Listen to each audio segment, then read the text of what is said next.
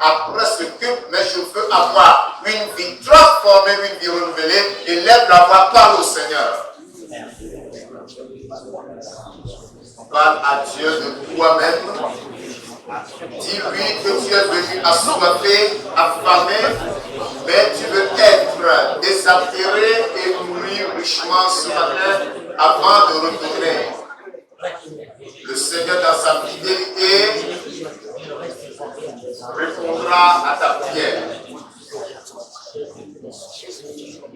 Nous prions au nom de Jésus-Christ de Nazareth. Ancien des jours, nous voulons t'élever ce matin. Dieu Tout-Puissant, nous voulons te bénir pour cette opportunité que nous avons de nous présenter devant toi. Car Seigneur Dieu Tout-Puissant, chaque fois que tes enfants se rassemblent à tes pieds, c'est pour écouter de toi. Parce que ta parole, c'est la nourriture de notre âme. C'est elle qui nous donne la vie. Et sans elle, nous ne vivons pas. Envoie-la ce matin du haut des cieux comme au jour d'autrefois. Lorsque ton peuple était en détresse et cria à toi, toi tu les exauças en envoyant ta parole. Et cette parole les a guéris, les a fait échapper de la fosse. De la même manière, ce matin, nous avons nos regards tournés vers toi. Daigne envoie ta parole afin qu'elle nous guérisse spirituellement et physiquement. Amen. Et nous fasse échapper de la fosse au nom de Jésus. Saint-Esprit, touche le cœur de tes enfants ce matin. Révèle-toi à nous à travers cette parole et qu'elle soit devant chacun de nous comme un miroir dans lequel pourra se regarder, identifier ses défauts afin de se corriger pour se rendre meilleur devant toi au nom de Jésus. Amen. Merci parce que je crois que tu nous as exaucés. Au nom puissant de Jésus-Christ, nous avons prié. Amen. Amen. Amen. Je vais vous asseoir et que le Seigneur vous bénisse. Nous avions commencé un thème maintenir les anciennes bornes de la sanctification.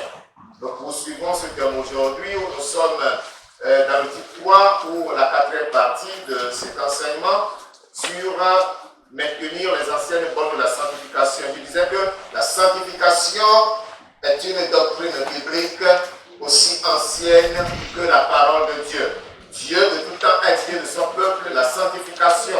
Avec le peuple d'Israël, c'était la même chose. Même ceux qui ont vécu avant Israël, d'Abraham, il a exigé la sanctification en disant « Marche devant ma face et sois intègre ». Donc la borne ancienne de la sanctification a été posée et nous sommes tenus de respecter cette borne parce que nous ne devons pas déplacer les bornes anciennes que les pères ont posées. Ainsi, je nous lis à titre de rappel Deutéronome chapitre 19, le verset 14. Deutéronome chapitre 19, le verset 14 qui dit « Tu ne reculeras point les bornes de ton prochain posées par tes ancêtres dans l'héritage que tu auras au pays dont l'Éternel ton Dieu te donne la possession. » Et donc les bornes sont des piquets ou des briques de maçonnerie pour délimiter un domaine, pour délimiter un terrain. Et donc, nous sommes ici dans les limites de la sanctification que nous sommes tenus de respecter. Nous ne devons pas falsifier la sanctification, nous devons veiller à ce que la sanctification que nous confessons, ou bien que nous professons, la sanctification que nous prêchons et enseignons soit authentique et non une sanctification altérée ou falsifiée. Parce que plusieurs aujourd'hui disent qu'ils sont sanctifiés, mais c'est une sanctification de la bouche. La sanctification doit être pratique dans nos vies. C'est pour cela que nous devons prêter attention à ces enseignements que le Seigneur nous donne. Parce que reculer les bornes de la sanctification attire la malédiction comme au jour d'autrefois dans Deutéronome chapitre 17 au verset 17. Dans Deutéronome chapitre 27 au verset 17, il est dit « Maudit soit celui qui déplace les bornes de son prochain, et tout le peuple dira Amen. » On ne doit pas déplacer les bornes de la sanctification, tout comme on ne doit pas déplacer les bornes d'un domaine champêtre ou de territoire. Ainsi, nous devons rester dans les limites de la sanctification, ne pas en sortir, ne pas reculer, ne pas chercher des raccourcis. La sanctification que nous professons doit être une sanctification authentique. Pourquoi? Parce que le Dieu que nous adorons est un Dieu saint et il exige que ses serviteurs, que ses enfants, que son peuple soient aussi saints. 1 Pierre chapitre 1, il est écrit dans le verset 2. 1 Pierre chapitre 1, le verset 2, ensuite du verset 13 au verset 16, 1 Pierre chapitre 1, verset 2 d'abord, et qui sont élus selon la préscience de Dieu le Père par la sanctification de l'Esprit afin qu'ils deviennent obéissants et qu'ils participent à l'aspersion du sang de Jésus-Christ, de la grâce et la paix vous soient multipliées. Amen. Amen. La sanctification. Par la sanctification, nous devenons des enfants de Dieu, des élus de Dieu, espérant rentrer dans sa gloire éternelle. Par la sanctification, nous possédons notre héritage auprès de Dieu. Verset 13 au verset 16, nous verrons ce pourquoi nous devons être absolument sanctifiés. C'est pourquoi, saignez les reins de votre entendement, soyez sobres et ayez une entière espérance dans la grâce qui vous sera apportée lorsque Jésus-Christ apparaîtra. Comme des enfants obéissants, ne vous conformez pas aux convoitises que vous aviez autrefois quand vous étiez dans l'ignorance, mais puisque celui qui vous a appelé est saint, vous aussi soyez saints dans toute votre conduite. Selon qu'il est écrit, vous serez saints, car je suis saint. Celui qui nous a appelé Jésus-Christ est saint, nous aussi nous devons être saints dans toute notre conduite, parce qu'il est un Dieu saint. Alléluia. Amen. Et je vous ai donné l'exemple selon lequel vous revenez du travail, du voyage, l'enfant a bien mangé sa sauce bien boire, il a bien badigeonné la bouche, les mains, la poitrine partout, et vous êtes habillé en blanc comme la soeur qui est derrière, et l'enfant vient, maman arrivée, voudra vous embrasser. Vous-même vous savez la suite. Est-ce que maman va l'embrasser avec sa jolie robe blanche? Non, non. L'enfant et maman essaiera d'éviter cet enfant parce que cet enfant est tout rouge ou jaune. Parce qu'on ne voit quelle couleur, c'est rouge ou jaune? Les deux, rouge et jaune. Ok. Donc, vous allez l'éviter. De la même manière, si nous voulons nous approcher de notre Dieu, nous devons être saints. La souillure, le péché, l'iniquité en nous, nous servons de Dieu, mettre la barrière entre nous et notre Dieu. Alléluia. Amen. Ce matin, poursuivant l'enseignement sur la sanctification, nous développons le titre qui s'intitule « L'implication personnelle du croyant dans sa propre sanctification ». L'implication personnelle du croyant dans sa propre sanctification. Cela voudra dire que tu dois savoir qu'en tant que chrétien appelé à la sanctification, tu as un rôle à jouer. Alléluia. Amen. Tu as un rôle à jouer dans ta sanctification.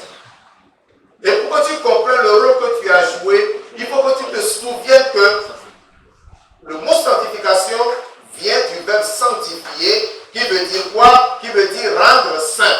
Quand on dit rendre saint, c'est que la chose rendue sainte, ou l'objet rendu saint, ou la personne rendue sainte, n'était pas saint au départ. Alléluia. Il arrive que les SG nous envoient des eaux et il y a des moments, nous recevons des eaux, vraiment, tu n'as pas envie de garder cette eau-là dans ton récipient. N'est-ce pas? Qu'est-ce que nous faisons? Si ça dure, nous sommes obligés de garder cette eau dans le récipient pour qu'elle se décante. On fait la décantation, c'est-à-dire la saleté descend et nous versons le dessus, nous rejetons le bas. Mais cette eau n'est pas tout à fait purifiée parce que la couleur ne disparaît pas entièrement. La SEG poursuit son travail pour que l'eau devienne claire, sans couleur, prête à la consommation. La SEG en amont fait un travail de purification qui est proche de ce que nous appelons la sanctification. Ce qui veut dire que l'eau qui est pompée dans le réservoir vient de la rivière. Et dans cette rivière, l'eau est comment? Sale. Il faut que la SEG puisse l'épurer afin de la distribuer à ses clients que nous sommes.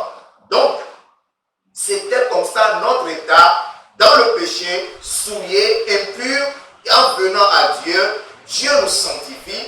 La sanctification à laquelle nous-mêmes nous participons avec Dieu pour que nous soyons présentés à ce Dieu dans un état de pureté, de sainteté. De comme les sujets épurent l'eau, de la même manière, Dieu nous épure afin de nous présenter à lui-même comme un peuple saint purifié. Alléluia. Amen. J'espère que nous nous comprenons.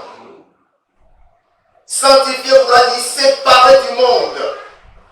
Séparer du monde voudra dire s'éloigner du système ou des systèmes de ce monde qui veulent que les gens s'écartent de Dieu en vivant dans le péché, dans la désobéissance à Dieu, commettant la fornication, exerçant la violence, s'enivrant, aimant la bagarre, etc., pratiquant la sorcellerie, le fétichisme, tout cela. Dieu veut que nous sortions de tout cela et que nous nous conservions pour lui, que nous nous mettions à part. C'est là la troisième définition de la sanctification, pour sanctifier, qui veut dire être mis à part du péché, afin que nous puissions avoir une relation intime avec Dieu pour le servir avec joie. Alléluia. Amen. Nous devons nous mettre à part du péché, nous éloigner, nous écarter du péché pour servir Dieu avec joie. Sachez une chose, quand tu sers Dieu dans le péché, dans les souillures, toi tu n'as pas la joie du service que tu fais. Parce que le service de Dieu est un service contraignant, exigeant, épuisant, usant. Mais si tu n'as pas la sanctification, tu as le du Saint-Esprit, tu le fais de ta force, tu le feras tout en ayant la mine renfrognée et tu n'auras aucune récompense. Mais lorsque tu es sanctifié, c'est avec joie, c'est avec plaisir que tu le fais. À tout moment, on a besoin de toi, tu es prêt et tu rends ton service selon Dieu. Alléluia. Amen. Donc, la sanctification, nous comprenons que c'est une expérience chrétienne, spirituelle, qui est indispensable à tous les croyants. Elle est indispensable parce que il est écrit dans Hébreux 12 au verset 14 que sans la sanctification, personne ne verra le ciel. Donc, la sanctification se présente comme notre passeport qui nous permet de voyager de la terre au ciel. Alléluia. Amen. Si tu es chrétien, tu dois réaliser que tu es un voyageur de la terre vers le ciel. Le voyageur ne reste pas sur place. Alléluia. Amen. Le voyageur quitte un point A pour arriver à un point B. Nous quittons la terre pour le ciel. La tombe n'est pas notre but, je le répète encore. Nous mourrons tous. Nous serons tous enterrés. Ceux qui pensent que la tombe est leur point de chute finale et que là, ils passeront leur éternité, ça c'est eux. Ok? On dira, oh, au moins, lui, il a sorti des souffrances de ce monde. Il ne va plus porter les babettes. Il ne sera plus obligé de se laver les mains. Oh, la famille là ne va plus le toucher. Il est tranquille dans sa tombe. C'est pourquoi lorsqu'on va, même au cimetière, on respecte ces tombes remplies d'ossements. On dit que, il ne faut pas déranger les aïeux qui se reposent. C'est de l'ignorance. Il n'y a personne là. Les gens vont déposer la nourriture sur cette tombe-là pour dire que célèbre le défunt, etc., etc. On va déposer sur cette tombe de l'argent, du vin dont la personne buvait, etc., etc. C'est une perte de temps, ce n'est que de l'aveuglement. La tombe n'est pas mon but, le ciel est mon but. La tombe est mon point de transit. Je transite par la tombe pour y aller. Alléluia. Amen. Aussi, je suis dans mon corps que la trompette sort, je veux être enlevé. Et la condition, c'est la sanctification. Alléluia. Amen. Si le ciel est ton but, tu dois te sanctifier, mon frère. Amen. Si le ciel est ton but, tu dois te sanctifier, ma soeur. Amen. Cela est très important. Nous devons le savoir. Eh bien, Dieu nous a donné des éléments qui nous permettent de nous sanctifier. Nous avons sa parole. Alléluia. Déjà, vous êtes purs à cause des paroles que je vous ai dites. Père, sanctifie par ta parole est la vérité. La parole est la puissance sanctificatrice. Lorsque tu l'écoutes, elle agit dans ta vie, elle te dépouille de tes souillures, elle déracine le péché qui est ancré en toi. Il nous a donné le sang de Jésus. Par son sang, nous sommes rachetés. Par son sang, nous sommes sanctifiés. Il nous a donné aussi le Saint-Esprit qui, par son œuvre salvatrice et sanctificatrice, nous sanctifie afin de nous présenter à lui. Non seulement cela, nous avons en tant que personne, en tant que croyants, des responsabilités à remplir pour être entièrement sanctifiés.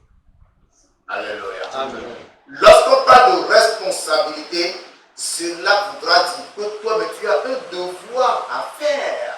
Si tu ne le fais pas, il n'y a pas la réussite. Tu ne pourras pas parvenir. C'est comme nous envoyons nos enfants à l'école. Tu envoies ton enfant à l'école, tes enfants à l'école. À l'école, le maître enseigne, le professeur enseigne, l'enfant doit recopier, ça c'est un. Ça ne lui garantit pas le succès. Arrivé à la maison, il faut qu'il étudie ce qu'il a recopié dans son cahier et qu'il fasse ses exercices. Ainsi, il s'entraîne et se prépare pour l'examen, pour pouvoir réussir l'examen. Donc, pendant que nous sommes là, nous nous entraînons, nous nous sanctifions, nous nous préparons pour passer l'examen qui nous conduit au ciel. Amen. Alléluia. Amen. C'est pourquoi ce matin, voilà de cette responsabilité. Je vais vous montrer d'abord que la sanctification est une œuvre humaine. Alléluia. La sanctification est une œuvre humaine. Ce qui voudra dire, je l'ai déjà dit, je vais le répéter, la sanctification est d'abord une œuvre divine. Ensuite, une œuvre humaine. Autrement dit, la sanctification est à la fois une œuvre divine et humaine. Dieu te sanctifie et toi-même tu te sanctifies. Revoyons un Pierre, pardon, je dis un Pierre autant pour moi, Philippiens plutôt, chapitre 2, versets 12 et 13. Philippiens, chapitre 2, versets 12 et 13. Philippiens 2, 12 et 13 dit: ainsi, mes bien-aimés, comme vous avez toujours obéi, travaillez à votre salut avec crainte et tremblement, non seulement comme en ma présence, mais bien plus encore maintenant que je suis absent. Car c'est Dieu qui produit en vous le vouloir et le faire selon son bon plaisir. Alléluia. Amen. Dieu produit en nous quoi? Le vouloir et le faire. C'est-à-dire que Dieu, lui, nous sanctifie. Il faut que toi-même tu y contribues. En quoi faisant dire, comme vous avez toujours obéi, il faut que tu sois obéissant. Travaillez à votre salut avec crainte et tremblement. Tu dois travailler sur toi-même pour que tu puisses posséder la véritable sanctification. Alléluia. Amen. Pour pouvoir accomplir l'œuvre de Dieu, dans ce qui concerne la sanctification, les croyants doivent participer à l'œuvre sanctifiante de l'Esprit. En quoi faisant? Premièrement, en s'abstenant du mal. Ta première responsabilité, ton œuvre que tu dois accomplir dans la sanctification, c'est que toi-même tu t'abstiennes du mal. Gloire à Dieu. Alléluia. Lisons Romains 6, versets 1 et 2. Romains 6, versets 1 et 2. Il dit, que dirons-nous donc? Demeurerions-nous dans le péché afin que la grâce abonde? Loin de là, nous qui sommes morts au péché, comment vivons-nous encore dans le péché?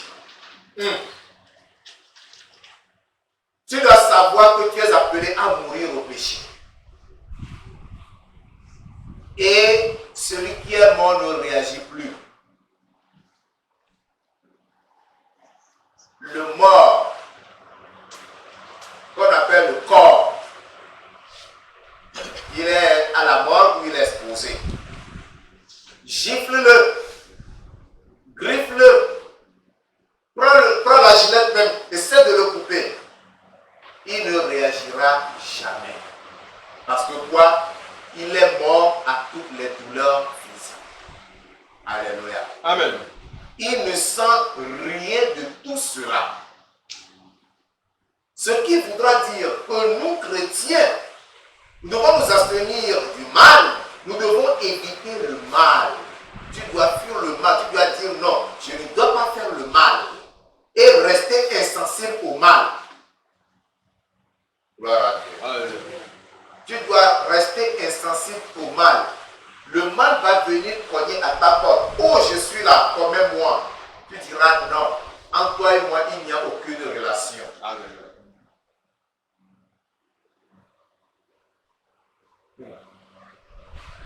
C'est comme la jeune fille qui s'est convertie. Il y a pris la décision.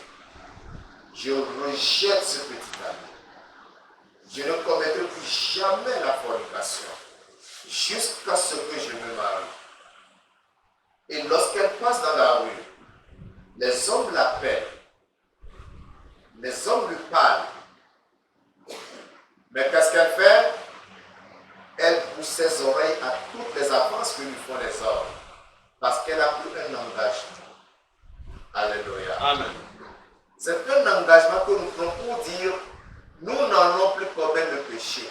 Le vin que tu aimais boire, lorsque tu viens à Christ, qu'est-ce qui se passe?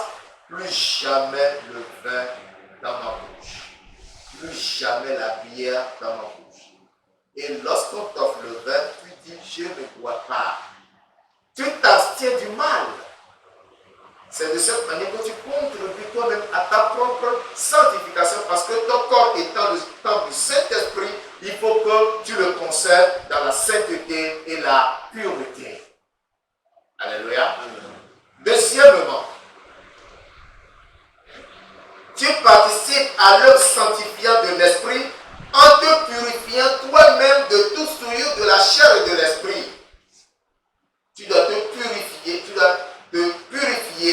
de toute souillure de la chair et de l'esprit. C'est ce que 2 Corinthiens chapitre 7, le verset 1 nous dit. 2 Corinthiens chapitre 7, le verset 1 nous dit, ayant donc de telles promesses, bien-aimés, purifions de tout souillure de la chair et de l'esprit. Nous devons nous purifier de tout souillure de la chair et de l'esprit. Je m'arrête. Parce que je vais continuer. Toi-même, tu te purifies. Quand tu te purifies, c'est que tu t'éloignes du péché, tu évites le péché. C'est pas que tu vas aller commettre le péché et venir te repentir, non.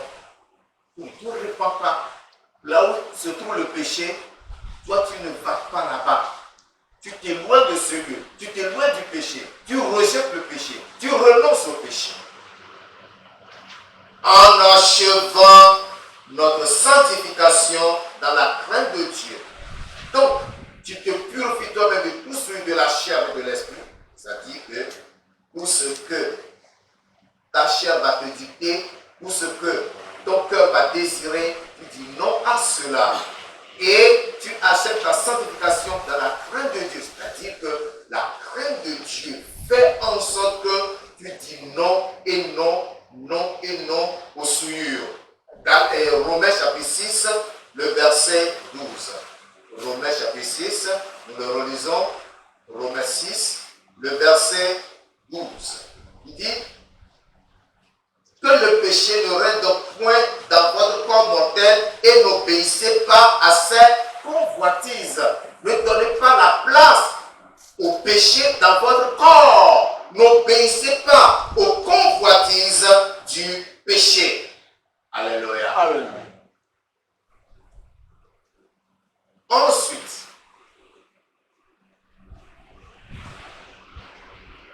excusez-moi, je vais compléter ce point parce que ce point capital, achever la sanctification de la crainte de Dieu, nous amène en Galates chapitre 5, du verset 16 au verset 27. Pour que nous comprenions ce qu'est la chair, ce que sont les œuvres de la chair et comment nous devons nous séparer de la chair ou rejeter la chair et ses œuvres.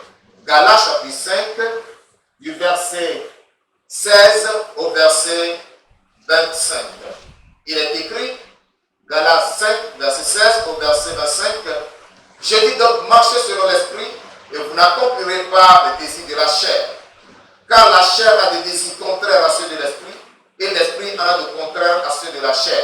Et ils sont opposés entre eux afin que vous ne fassiez point ce que vous voudriez. Ici déjà nous voyons la présentation de la chair, de notre chair et de l'Esprit de Dieu qui est en nous. Les deux ont des désirs qui s'opposent entre eux.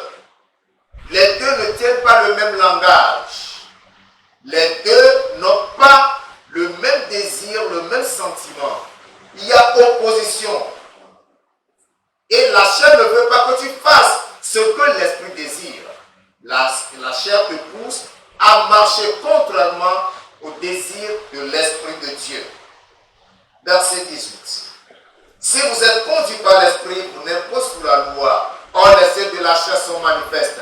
Ce sont l'impudicité, l'impureté, la dissolution, l'idolâtrie, la magie, les inimitiés, les querelles, les jalousies, les animosités, les disputes, les divisions, les sectes, l'envie, l'ivrognerie, les excès de table et les choses semblables. Je vous dis d'avance, comme je l'ai déjà dit, que ceux qui commettent de telles choses n'hériteront point le royaume de Dieu. Jusque-là, nous sommes en présence des œuvres de la chair, c'est-à-dire des désirs que la chair voudra que tu accomplisses. Je n'ai pas l'opportunité de les détailler, mais je vais vous les rappeler simplement. L'idolâtrie est une œuvre de la chair. Celui qui commet l'idolâtrie. Qu'est-ce que l'idolâtrie? Lorsque nous voulons définir l'idolâtrie, sur le plan physique et spirituel, il y a deux types d'idolâtrie. Le premier type d'idolâtrie, c'est le fait de se donner un Dieu autre que le Dieu Yahweh, l'Éternel des armées. C'est-à-dire, tu peux te faire des statues de pierre ou de bois devant lesquelles tu te prosternes, que tu adores, ou des fois, ce sont des flacons dans lesquels on met des choses ou des reliques. Ce sont les petits dieux auxquels les hommes se confient généralement. Ça peut être ancestral et c'est transmis de génération en génération, ou bien toi-même tu vas aller chercher ce Dieu-là parce que tu penses que ton salut vient de ce Dieu. Ça s'appelle l'idolâtrie d'une part. D'autre part, l'idolâtrie c'est aussi tout ce que nous aimons plus que Dieu. Si dans ta vie il y a quelque chose que tu aimes plus que Dieu, sache que tu es en train de commettre l'idolâtrie. C'est dans l'idolâtrie également que nous trouvons la magie, la sorcellerie, les initiations. C'est ça l'idolâtrie. Le temps me manque pour traîner beaucoup sur ça. Les inimitiés. Les inimitiés, ce sont les inimitiés, les querelles, les jalousies. On peut les mettre toutes dans le même plat pour dire que c'est l'adversité, l'opposition, l'incompréhension et cette rage de ne pas être prêt à pardonner à l'autre, mais à chercher à toujours en découdre en cas d'offense ou être toujours sur la défensive afin de répliquer à tout moment. Il n'y a pas de pardon, il n'y a pas d'amour, il n'y a pas de tolérance. Les disputes, c'est la même chose. Les divisions, maintenant on ne s'entend pas. Dans les familles, il n'y a pas l'entente, il n'y a pas la compréhension. Parce qu'il y a un petit problème. Parce qu'il y a eu une petite mésentente. On est là, on se cantonne sur ça, on ne veut pas laisser tomber. Les divisions.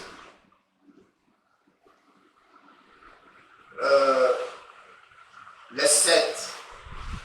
C'est que dans l'église, il y a des regroupements où on met en cause ce qui est prêché depuis le pupitre.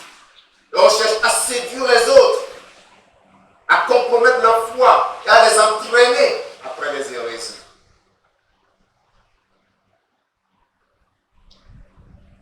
L'envie. J'ai l'habitude de dire que celui qui a l'envie n'est pas loin de sorcier. Alléluia. Amen. Quand tu envies ton frère parce qu'il réussit, tu l'envies parce qu'il possède aussi, tu l'envies parce qu'il réalise ta, tu l'envies parce qu'il a telle position. C'est que tu es un sorcier. Oui. Tu es prêt à le tuer pour prendre sa place. Et ça se passe généralement. Tel est nommé à tel poste, on guette, il sort de son bureau, on va aller verser quelque chose sur sa chaise. Il revient du travail, il est paralysé. On dit, oh, il a fait l'Égypte. Alors que cette personne n'a pas cette tension qui n'a jamais dépassé 14. Mais ce qui est sûr, c'est que tu ne seras même pas nommé à sa place. L'envie cause beaucoup de dégâts. L'ivrognerie. Car oui, on a dit l'ivrognerie. Tu peux boire, mais tu ne vas pas te saouler. Si tu es convaincu que ton corps a le temps du Saint-Esprit, tu dois éviter le vin. Même un tout petit peu.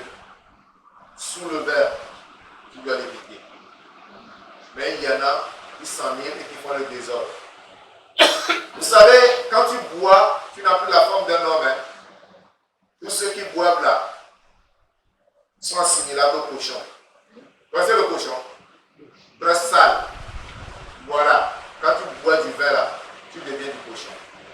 Et ça t'apporte. Parce que tu peux tomber n'importe quand, toutes les saletés qui sortent de ta bouche. Tu peux raconter n'importe quoi. C'est ça. Je poursuis ma route. Les excès de table. Et manger là. Hein? Même tes adultes qui ne se contrôlent pas. Tout ce qu'ils trouvent.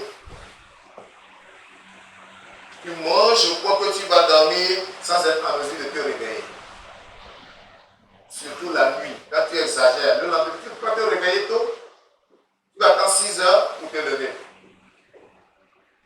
C'est aussi un péché lorsque tu exagères la nourriture. Une seule personne qui mange la nourriture de 3 personnes. Tu n'as plus l'estomac, tu as des panses. L'huile là. Il faut que les panses soient remplies. Excès de table. Il dit les choses semblables. Ce sont là les choses, les désirs de la chair, les œuvres de la chair. Verset 22. Mais le fruit de l'esprit, c'est l'amour, la joie, la paix, la patience, la bonté, la bénignité, la fidélité, la douceur, la tempérance. La loi n'est pas contre ces choses. Ceux qui sont à Jésus-Christ ont crucifié la chair avec ses passions et ses désirs.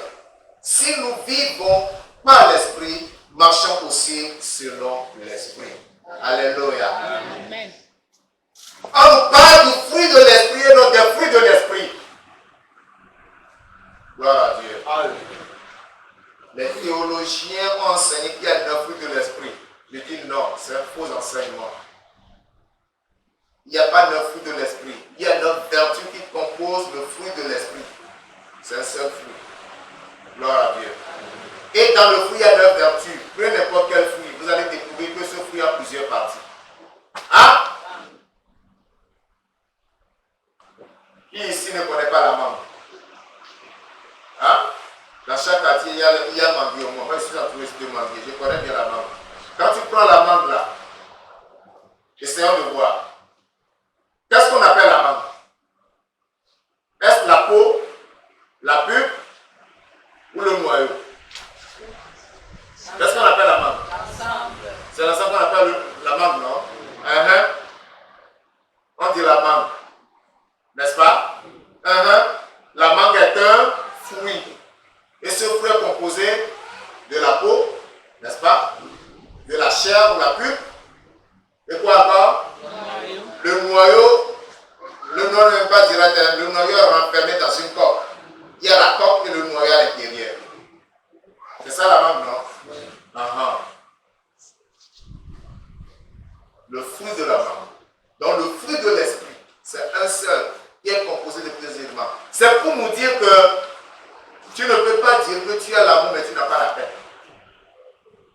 Si tu as l'amour, que tu n'as pas la paix, tu n'as pas le fruit de l'esprit.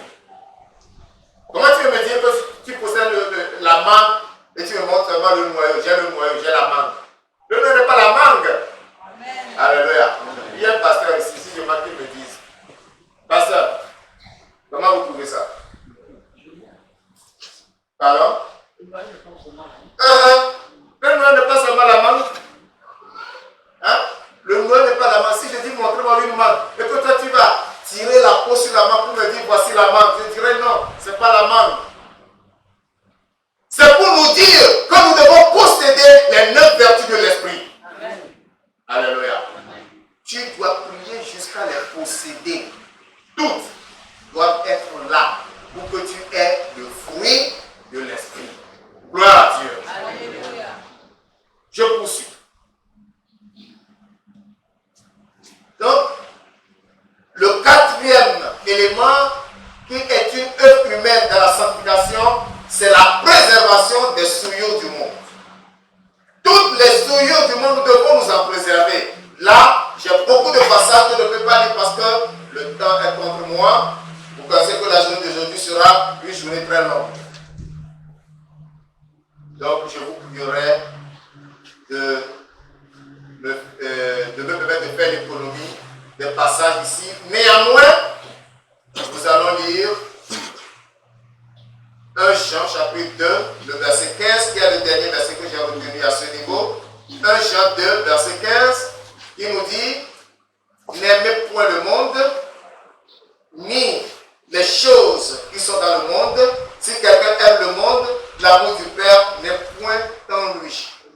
Alléluia. Nous devons nous préserver des souillures du monde. Et pour se préserver des souillures du monde, il faut que tu aies de la haine pour le monde. Si tu aimes le monde, tu ne peux pas te préserver des souillures du monde. Tu dois rejeter le monde catégoriquement. Nous venons de terminer cette partie qui nous parle de l'œuvre humaine dans la sanctification. Maintenant, nous allons parler des 2 voies du croyant pour sa sanctification véritable. Nous avons parlé de l'œuvre humaine, le travail que tu as fait. Maintenant, ce qui est de ton devoir et devoir que tu dois remplir pour que ta sanctification soit véritable.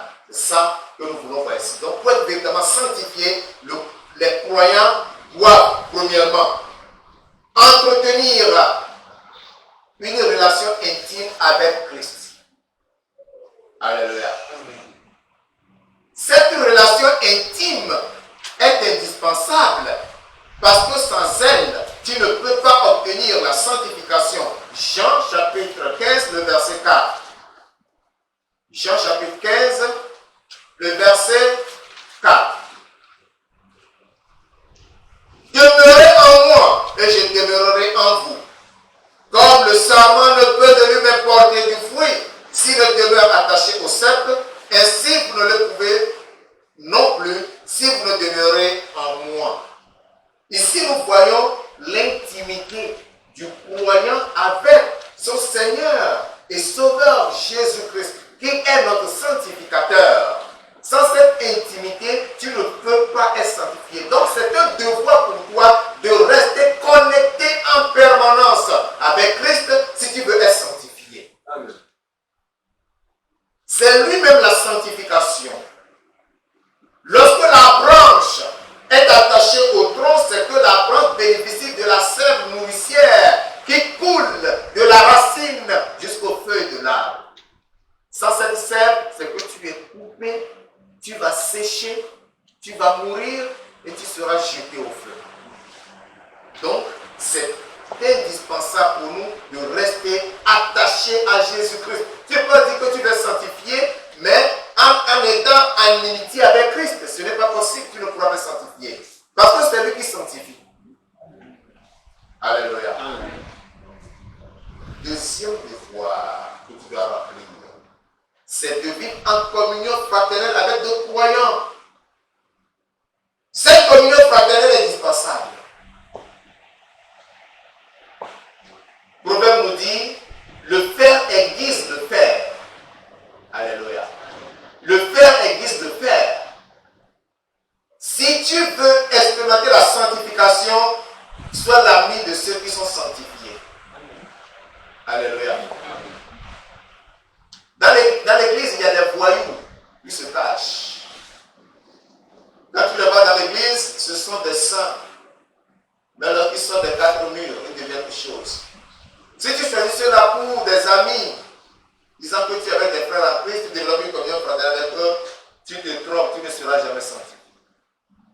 Mais si tu vas avec celui qui est sanctifié, tu seras sanctifié. Le Père existe le Père. Les oiseaux de même plumage vont toujours ensemble. Éphésiens 4, versets 15 et 16. Éphésiens 4, versets 15 et 16. Mais que professant la vérité dans la charité, nous croissions à tous égards en celui qui est le chef Christ. C'est lui. Et grâce à tous les liens de son assistance, que tout le corps bien coordonné, voici l'intimité avec les autres croyants. Que tout le corps bien coordonné et formant un solide assemblage tire son accroissement selon la force qui convient à chacun de ses parties et s'édifie lui-même dans la charité. Nous sommes le corps de Christ. Lorsque nous sommes attachés à Christ, c'est que nous sommes aussi attachés les uns aux autres. Tu dois avoir pour ami, pour compagnon, pour confident, un chrétien sincère, véritable. Mais lorsque tu te dis chrétien, mais que tes amis, tes compagnons, tes confidents sont des inconvertis, mon frère, ma soeur, je te dirai simplement, dis-moi qui tu hantes, je te dirai qui tu es. Autrement dit, dis-moi qui est ton ami et je te dirai qui tu es. Vous comprenez ça? Lorsque toi tu te dis que tu es chrétien, sanctifié, mais tes amis sont des gens qui passent le plus clair de leur temps dans les buvettes, dans les bars ou dans les maquis. Ça boit, ça fume, ça se drogue. Je te dis avec assurance que tu es un hypocrite, tu n'es pas chrétien. Alléluia. Amen. Nous sommes parvenus à un siècle ou à une époque où cette vertu cardinale, cette doctrine cardinale, que la sanctification ne doit pas être prise à la légère. Vous savez pourquoi? Parce que Jésus est à la porte. Je dis bien, Jésus est à la porte. Et Hébreux 12, verset 14 nous a dit que sans la sanctification, personne ne verra le Seigneur. C'est un avertissement aussi. Je ne sais pas quand, mais je sais seulement que bientôt, très bientôt, la trompette sonnera et tout cela passera. Amen. Alléluia. On ne va plus se retrouver ici. Quand la trompette sonnera, que par la grâce de Dieu, les saints sont enlevés, toi tu vas venir ici pour dire nous allons prier. Tu vas prier quoi? Tu vas prier quel esprit? Tu vas adorer quel Dieu? Lorsque la grâce est enlevée, lorsque l'Esprit Saint est enlevé, tu vas adorer quel Dieu? Tu vas seulement attendre les tribulations que viendra t'infliger l'Antéchrist. C'est pourquoi nous devons développer cette communion fraternelle avec d'autres croyants. Le quatrième devoir, c'est la consécration à la prière. Mon frère, si tu ne pries pas, tu ne peux pas garder la sanctification. J'ai toujours comparé la sanctification à de l'essence. Vous connaissez l'essence?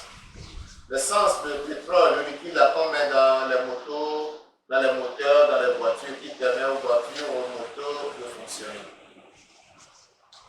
L'essence, lorsque tu la mets à découvert, qu'est-ce qui se passe?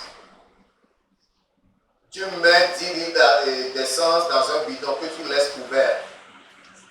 Après quelques heures, quand tu reviens, tu vas trouver le bidon vide.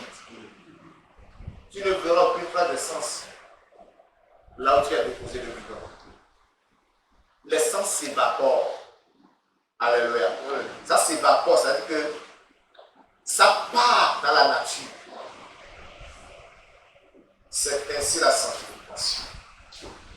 Tu peux prier aujourd'hui être sanctifié, avoir la conviction et la confirmation du Saint-Esprit que ton cœur est circoncis et que toi-même tu te débarrasses de tout souillure, de tout péché.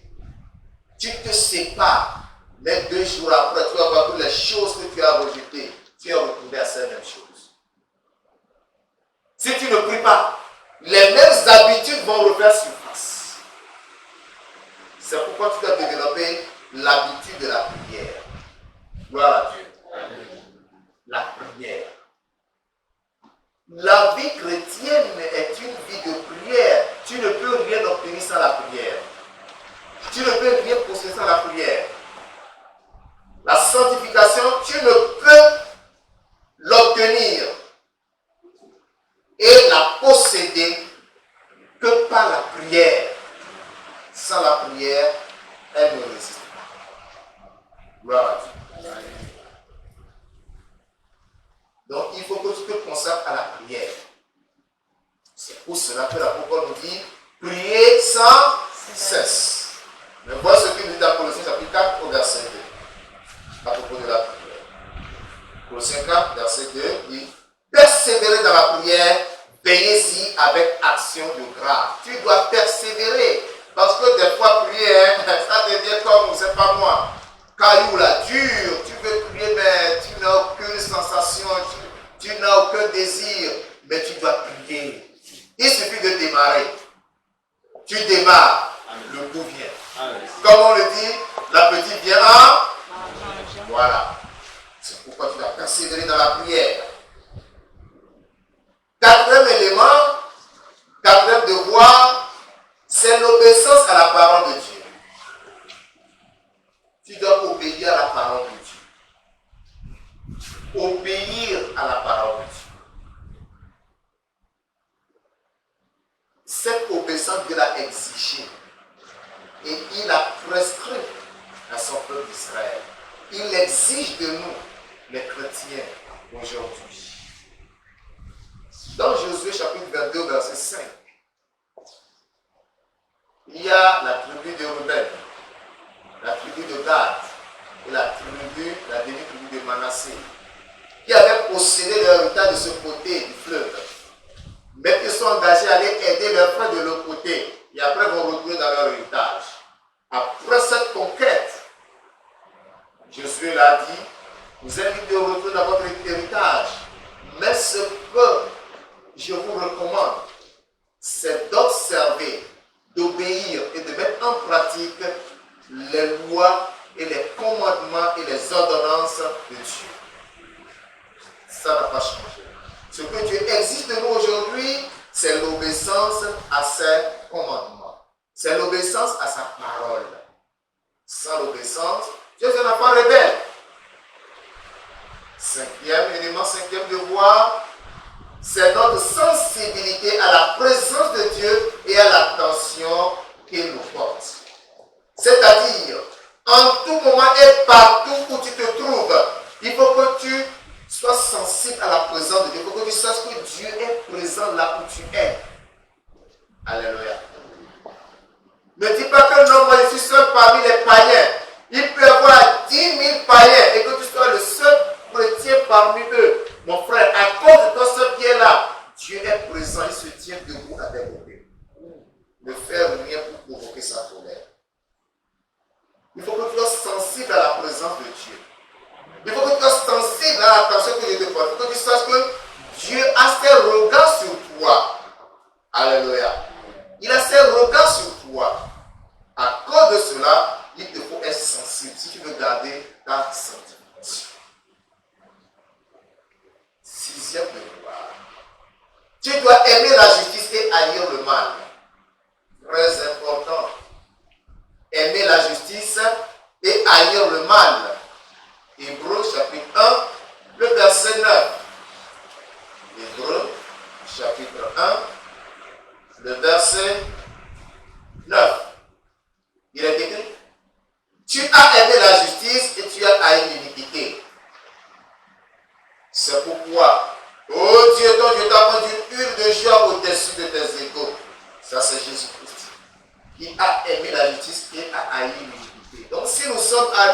sommes en lui, qu'il est à nous, nous devons nous comporter comme lui, aimer la justice et haïr aussi le mal.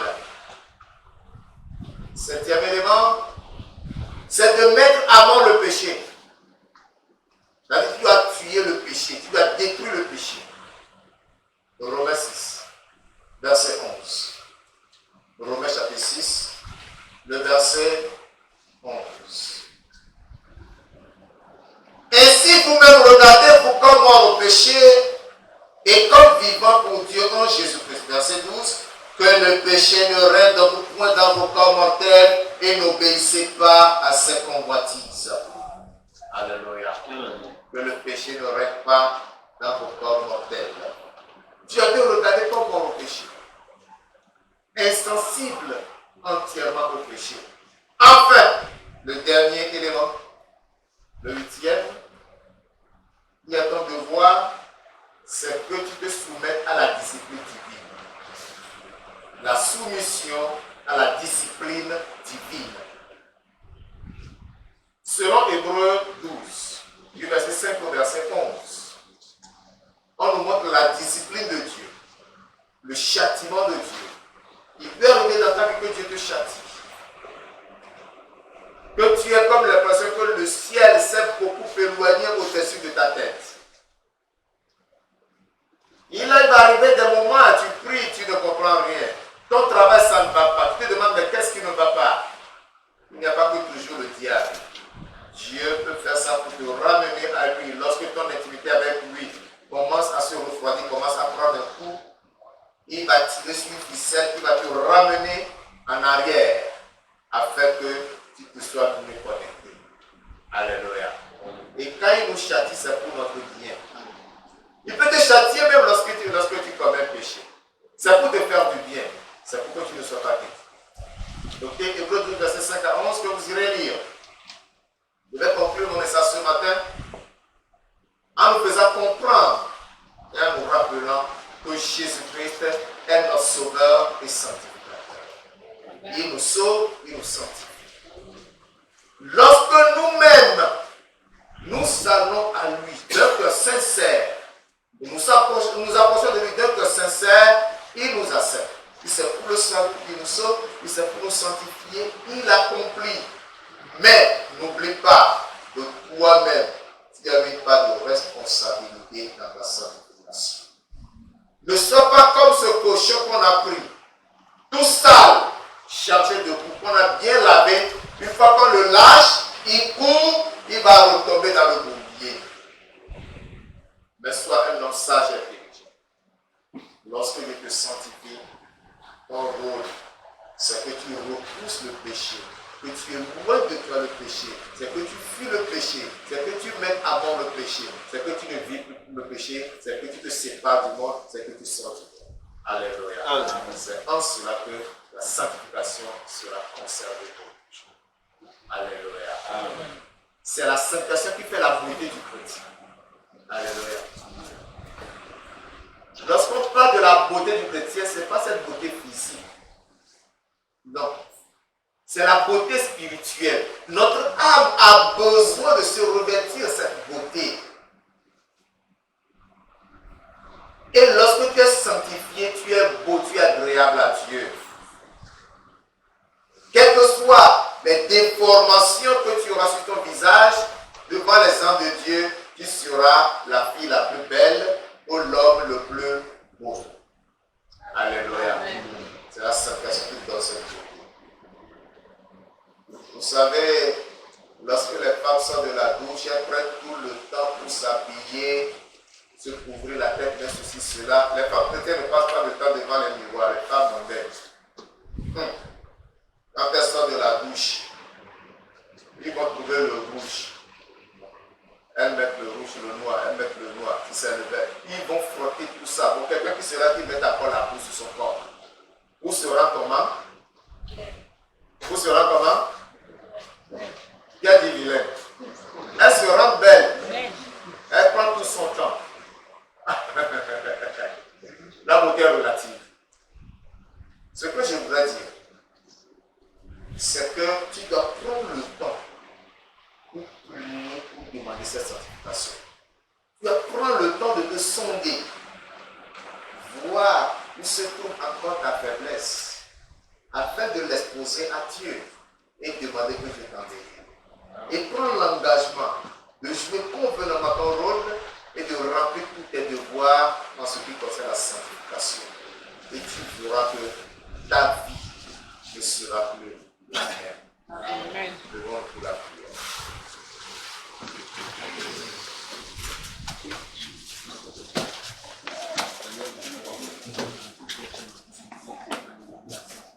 Nous prions le Seigneur ce matin. Mais je m'en vais vous exhorter pour vous dire que ne permettez pas que cette prière prenne fin ici, parce que ici nous n'aurons pas vraiment le temps de prier suffisamment. Mais après, quand tu seras chez toi, prends le temps, comme je l'ai dit, pour demander la sanctification. Élève la voix, dis Seigneur, merci pour ta parole ce matin. Je prie que tu me sanctifies, que tu déracines de ma vie le péché et que tu me rendes plus agréable à toi. Élève la voix par le Seigneur.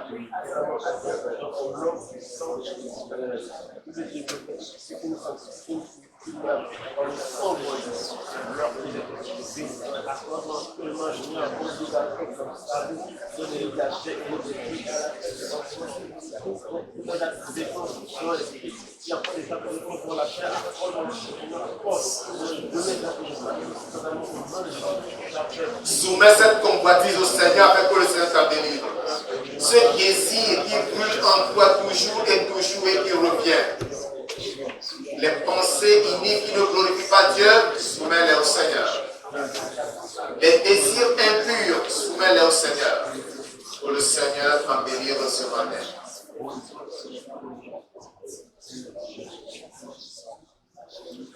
Au nom de Jésus-Christ, nous avons prié. Amen. Avant de faire cette prière, je vous rappelle encore. L'important, c'est la nécessité de la sanctification pour le chrétien. C'est pour cela que arriver chez toi, mon frère bien-aimé, je t'exhorte à accomplir cette prière jusqu'à ce que tu aies la confirmation du Saint-Esprit que tu es sanctifié. Amen. Prions le Seigneur. Seigneur Dieu Tout-Puissant, ce matin je veux te magnifier, t'exalter parce que tu nous as envoyé ta parole. C'est pour nous guérir, c'est pour nous délivrer, c'est pour nous sanctifier. C'est pour cela que je prie ce matin et je demande, mon Dieu, mon rocher, que tout ce qui dans la vie de quelqu'un ici, l'empêche d'accéder à la sanctification, soit ôté au nom de Jésus-Christ. S'agit-il des influences des esprits familiers, je me tiens dans l'autorité dont tu m'as revêtu. Je commande à cet esprit familier ce matin de plier bagage et de s'en aller au nom de Jésus-Christ. Amen. Toi, esprit maléfique qui empêche que mon frère, ma soeur soit sanctifié, toi qui suscite en lui toujours les désirs de la chair, les convoitises, les impuretés, les pensées iniques, je viens contre toi ce matin. Amen. Je te l'ordonne. Va-t'en au nom de Jésus-Christ. Tu n'as pas ta place dans sa vie. Amen. Tu n'as pas ta place dans son corps. Car son corps est le temple du Saint-Esprit. C'est pourquoi je viens te déraciner à l'instant. Et je demande que le Saint-Esprit prenne sa place dans son corps afin de le sanctifier, afin de circoncire son cœur, afin de le purifier, de le dépouiller de toute iniquité. Seigneur Dieu, donne la grâce et la force, mon Dieu, mon rocher, de remplir ses responsabilités, ses devoirs pour accéder à la sanctification entière au nom de Jésus-Christ. Aide tes enfants, Seigneur Dieu Tout-Puissant, ceux-là qui sont victimes de l'esprit de pudicité, mon Dieu, mon Dieu, Père, et leurs pensées, et leurs actes sont toujours pleins d'impudicité, Père de gloire. Je te laisse soumettre ce matin, mon Dieu, mon rocher, tout Père éternel, compatissant, et délivre-les de l'impudicité au nom de Jésus-Christ. Mon Dieu, mon rocher, il y en a qui ne peuvent pas passer toute une journée sans mentir. Ils disent qu'ils sont sauvés, mais le mensonge est leur faiblesse. Je prie à toi ce matin que le mensonge soit déraciné de leur vie au nom de Jésus-Christ. Quel est ce chrétien qui est encore rempli d'envie et de jalousie? Oh Dieu Tout-Puissant, par l'autorité que tu as reçue Jésus-Christ dans les morts, je viens ce matin contre l'envie et la jalousie. Amen. Je vous commande, vous esprit d'envie et de jalousie, soyez déracinés ce matin. Amen. Soyez déracinés ce matin. Amen. Allez vous jeter dans la Bible sans fond au nom de Jésus-Christ. Père, mon Dieu, mon rocher, libère ces corps. libère ses frères, libère ses sœurs qui ont encore l'envie, qui ont encore la jalousie, qui ont encore la méchanceté dans leur cœur. Libère-les au nom de Jésus. Que ton couteau sorte ce matin de son fourreau pour les circoncire, afin de les sanctifier, afin de les purifier, afin de les délivrer du péché au nom de Jésus. Amen. Quel que soit le péché en eux, Père de gloire, qui les rend victimes. Et le diable se réjouit toujours d'eux. À chaque fois qu'ils chutent en disant oui, c'est encore une arme de gagner pour moi, mon Dieu, mon Dieu, je prie ce matin, Père, que ces péchés soient entièrement ôtés de leur vie au nom de Jésus-Christ. Que le sang de Christ qui a pour nous se répand sur eux pour les sanctifier, pour les purifier et faire de nouvelles créatures au nom de Jésus-Christ. Mon Dieu, mon Dieu, je vais te magnifier ce matin parce que j'ai la soin que tu m'as exaucé. Que toute la gloire et l'adoration te soient rendues. Seigneur Dieu, comme je les ai exhortés ce matin par la grâce, pour que chacun arrivé chez soi puisse persévérer dans la prière jusqu'à la sanctification complète au nom de Jésus. Amen. Merci parce que tu l'as accompli. Au nom de Jésus de Nazareth, nous avons prié. Amen. Amen.